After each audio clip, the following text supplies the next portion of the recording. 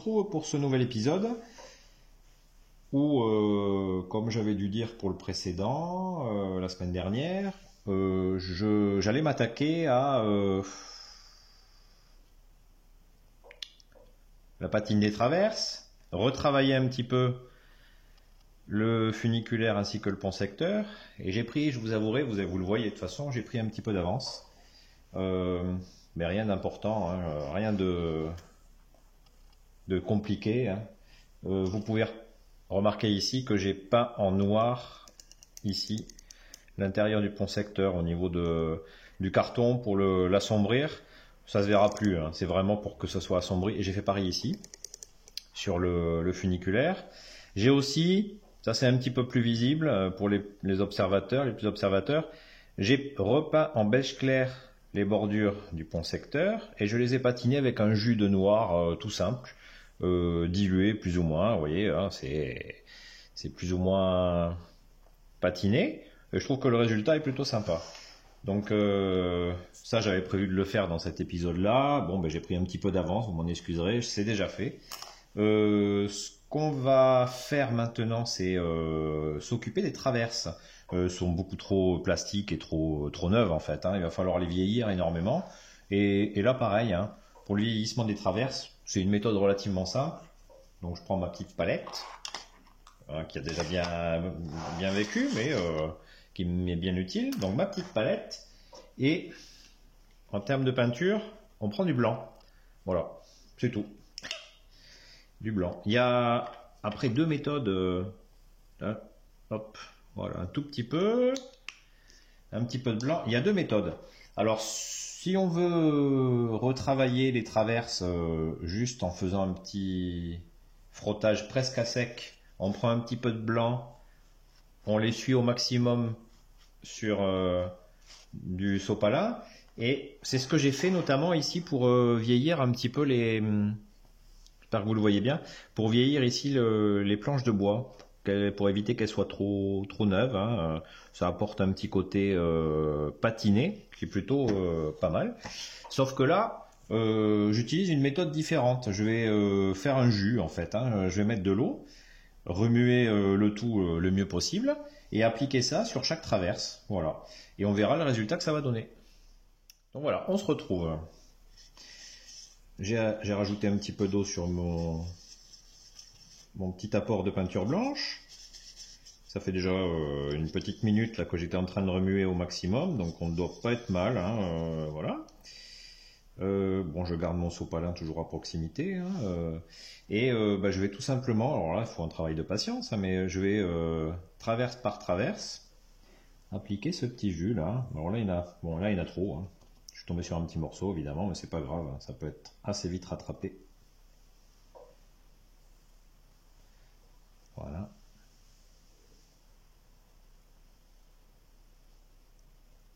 Là déjà c'est mieux.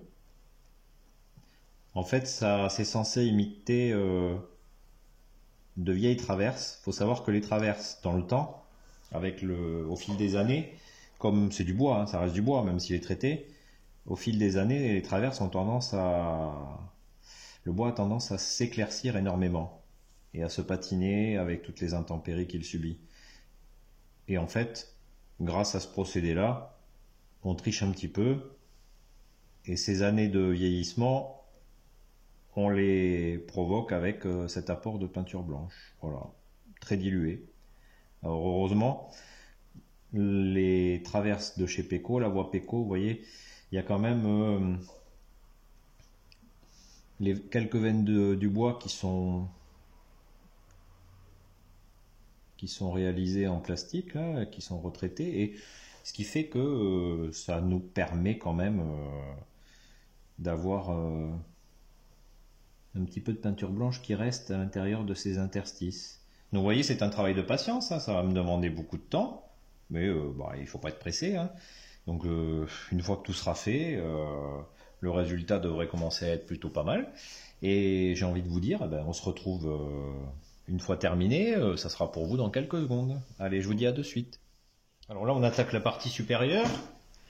Et sur la partie supérieure, donc vous voyez, il n'y a pas beaucoup de traverses à à traiter, puisque ici vers le fond, ça sera à l'intérieur du bâtiment, ça ne se verra pas. Par la même occasion, je me suis dit, je vais utiliser la même méthode pour vieillir la partie bois, parce que c'est un pont en bois. Donc vous voyez, j'ai un tout petit peu commencé ici. Alors je vais essayer de me rapprocher un petit peu, parce que là c'est vrai que le cadrage n'est pas forcément terrible, hein. On va mettre la palette de ce côté-là finalement, voilà. Et je trouve que le résultat, je fais un petit essai là, il n'est pas mal. Alors ça se verra très peu puisque c'est dessous, c'est sous le pont. Le pont sera certes par moment en position haute, donc là on le verra un peu plus, mais la plupart du temps il sera en position basse, hein. Donc c'est vrai que, mais ça mange pas de pain. Autant utiliser la même méthode puisque finalement le résultat a l'air assez convaincant. Donc ici on badigeonne le bois il a été coloré avec un jus marron. Et maintenant, on le patine avec un jus de blanc. Donc, après évidemment, hein, quand on est plus pointilleux, qu'on veut plus pousser sur la patine, rien ne vous empêche. Il y en a qui font de très belles choses en mélangeant les couleurs. Mais quand on débute, je pense que c'est pas nécessaire, hein, franchement. Vous voyez, on peut, je pense, avoir un résultat plus que correct avec une simple couleur blanche diluée. Alors là, on va y aller aussi un peu partout sur le bois et sur les traverses en plastique. Ça fonctionne assez bien aussi sur le plastique, hein. Alors peut-être que la peinture accroche un tout petit peu moins, mais les pigments, comme elle est gravée un petit peu, le plastique est un petit peu, enfin reproduit les nervures du bois, le blanc reste à l'intérieur et au final, ça fait le travail. Donc on continue ici. Bon, je peux vous montrer un petit peu comment je fais pour quelques traverses à l'intérieur. Vous voyez. Alors là, ça va être visible. On va peut-être traiter les côtés. Ici. Ici. Voilà. Vous voyez, le principe est là. Et bah, écoutez, on se retrouve donc une fois que ça sera terminé pour avoir une petite idée du résultat, si vous voulez. Je vous dis à de suite. Donc on se retrouve une fois les traverses traitées. C'est sec, à peu près partout. Alors vous pouvez remarquer par endroit, allez, je vais vous montrer ici, que le résultat est pas top. Alors ça c'est vrai, c'est un peu le défaut de la peinture très diluée. C'est que par exemple, là ça a été le cas, j'ai utilisé beaucoup de colle cyano pour coller la voie sur le pont secteur. Et la peinture à l'eau diluée et la colle cyano, ça fait pas bon ménage. Honnêtement, là j'ai pas peur du tout parce que vous allez voir que ça va complètement disparaître, ça ne va pas se voir. Après, sur les côtés, c'était pour moi le plus important, le résultat est pas mal. Après ici c'est pas trop mal non plus. Là, par endroit, peut-être que je trouve que c'est un petit peu blanc. Alors quand c'est un peu trop blanc, pas d'inquiétude, hein, avec un petit peu de jus de noir, mais très dilué. Ça s'estompe beaucoup plus, mais il faut vraiment le diluer. Peut-être dans les prochaines étapes, c'est ce que je ferai, vous le verrez, hein. Sur la partie supérieure, hop, voilà, j'essaye de vous montrer un peu mieux. Je trouve que le traitement du pont et de la voie sur le pont, moi, me plaît énormément. Ouais, j'apprécie beaucoup vous voyez, le résultat. Je trouve vraiment qu'on est pas mal.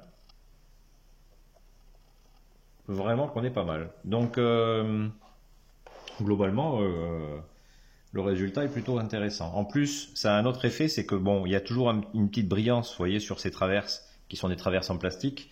Ça supprime l'effet de brillance, ça donne un peu plus de réalisme.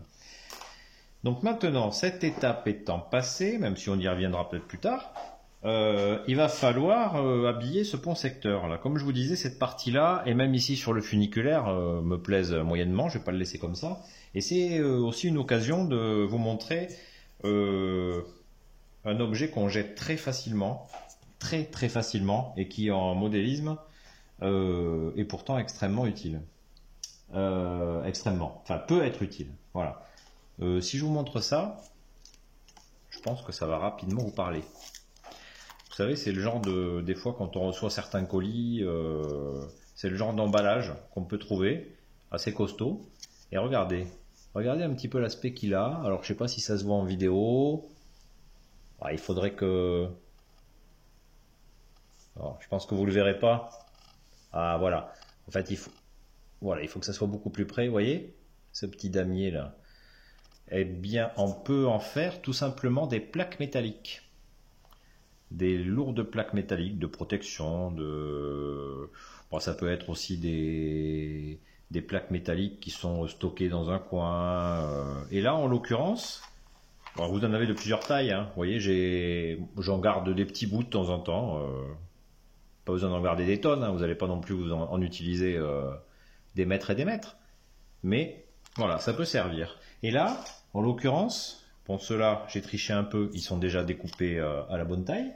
En l'occurrence, vous voyez, j'ai décidé d'en installer une ici. Hop.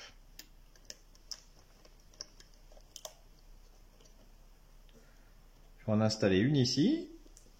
En plus celle-ci va parfaitement à la bonne dimension contre les rails. Même enfin, je ne sais pas si vous le voyez, mais les semelles ici sont libérées, ce qui fait que j'ai vraiment la bonne dimension. Et je vais installer le même ici plus petit, là, sur le funiculaire. Après, ça va nécessiter de la mise en peinture. Donc déjà, première étape, avec de la cyano, hein, tout simplement, je vais coller ça sur le pont secteur. Donc une fois que c'est collé, je vous dis à de suite. Je vais coller celui-ci et celui-ci, hein, évidemment. Voilà, à de suite. Donc on se retrouve, l'encollage de ces pièces-là a été fait.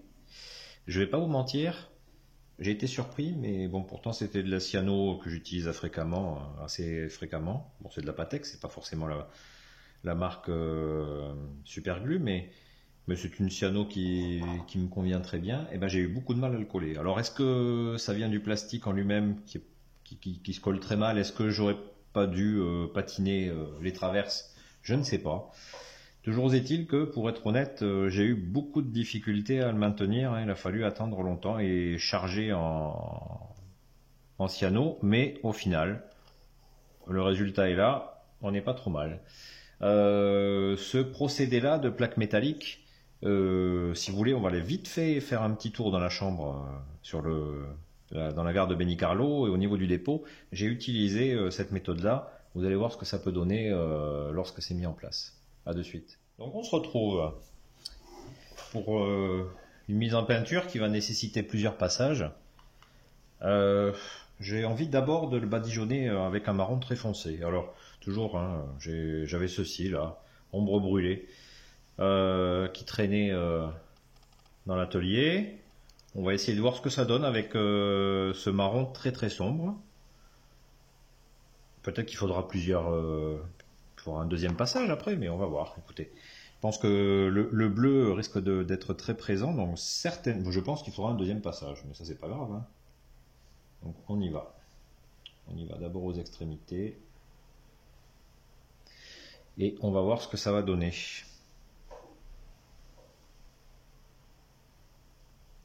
Bon. Au premier abord, comme ça, là, j'ai pas l'impression qu'il faudra un deuxième passage. Non, j'ai pas l'impression. Le pouvoir couvrant est pas mal. Hein. Je suis assez... ouais, je m'y attendais pas, mais tant mieux. Donc je vais appliquer cette peinture-là sur les deux plaques. Et on se retrouve une fois le travail terminé. À de suite. Alors une fois que cette peinture est sèche, déjà le résultat commence à être très, très convaincant. Hein. On est très proche de quelque chose qui pourrait être une plaque métallique. Je ne sais pas si vous allez le voir, je vais essayer de grossir un peu. Vous allez voir le résultat. Voilà. On peut essayer, c'est pas une obligation d'apporter quelques nuances. Alors, c'est une référence Valero, c'est de la patine marron. Donc, une fois bien secoué, merci Gabriel pour ce petit rappel là sur une de tes vidéos, de bien préparer les peintures. Donc là, je secoue, mais bon, ça a été fait énergiquement un petit peu avant le démarrage de la vidéo. On va essayer d'apporter quelques nuances.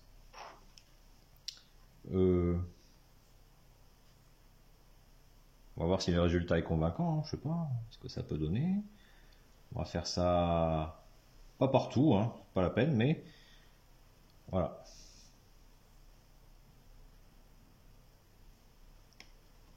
Voilà. Je suis pas sûr en fait que la teinte soit très visible, puisque peut-être qu'elles sont très proches les unes des autres, mais on verra. Voilà, on verra. Je vais essayer d'apporter cette nuance-là.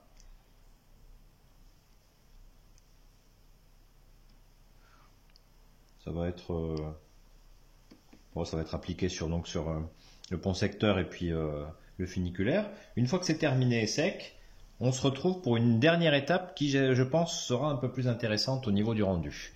Allez, je vous dis à de suite. Bon, on se retrouve pour toujours le traitement de ce pont secteur et du funiculaire. Bon, vous voyez que la nuance c'est bien sec, c'est sec maintenant, mais la nuance c'est vrai n'est pas forcément flagrante. Alors quand on regarde un petit peu, on aperçoit quand même que c'est plus sombre par endroit, mais voilà, il n'y a rien de très flagrant. Je pense que cette étape-là, vous auriez pu la passer. Par contre, voilà, je pense que là le plus intéressant c'est maintenant pour donner un aspect, ce sont des plaques métalliques hein, qui sont usées par le temps, et comme ce sont des plaques métalliques et que par endroit en fait l'aspect métallique apparaît plus que notamment sur les parties un peu en relief, j'ai envie c'est ce que j'avais fait sur le réseau d'ailleurs, j'ai envie d'apporter de manière très très très subtile un petit côté argenté. Alors ça va être fait, vous voyez, avec cette référence là hein, que j'avais. C'est argent iridescent. Bon, c'est une couleur un peu argentée. Il en faudra relativement peu. Voilà, je pense qu'on en a largement assez. On en a largement assez. Et ça va, je vais le travailler avec un brossage à sec. Il faut vraiment que ce soit fait sur des quantités très, très minimes.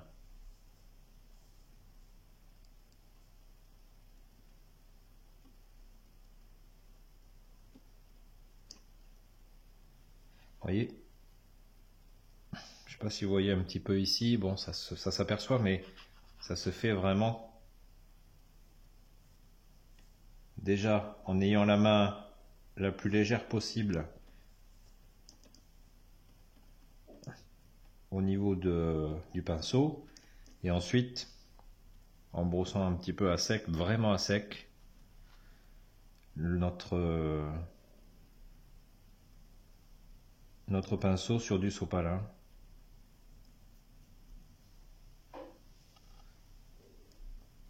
Voilà. Non, là c'est un travail assez rapide. Hein. C'est un travail assez rapide. Il faut y aller vraiment.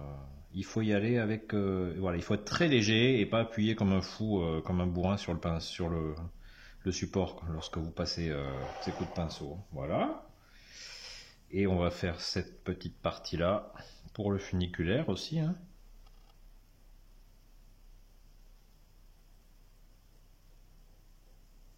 Toujours en étant le plus... Alors là j'ai intérêt à essuyer parce que je pense que j'ai un peu chargé le pinceau.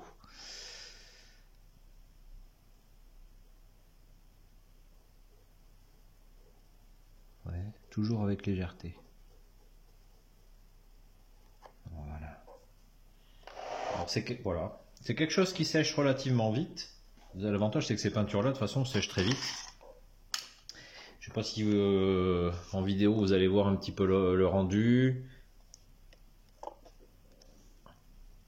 Voilà, vous voyez, un petit peu pareil ici. Donc, ça apporte des reflets, mais il ne faut pas que ce soit flagrant, vous voyez. Donc, déjà, on a pas mal avancé sur le projet. Alors, juste, voilà, en aparté, hein, souvent, mon gros défaut, c'est de faire des vidéos qui sont jamais de longueur à peu près égale. J'y arrive pas.